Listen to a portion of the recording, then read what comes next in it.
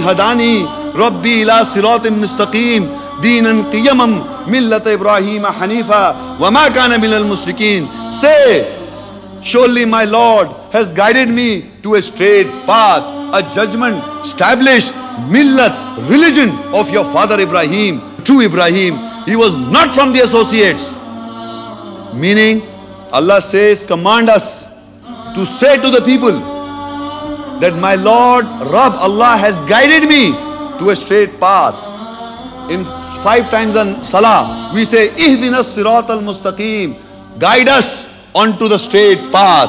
5 times Surah Fatiha, 5 verse, 5th ayah, we say, Ihdinas Siratal Mustaqim, Ihdinas Siratal Mustaqim. And now here Allah says, Qul innani hadani Rabbi ila siratim mustaqim deenan qiyamam millata Ibrahim hanifa wa ma kana minal mushrikeen. Meaning, say, Allah has guided me.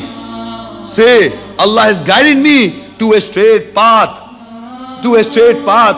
The judgment of the millat Ibrahim, the true Ibrahim. He was not from the associates. Ask Allah.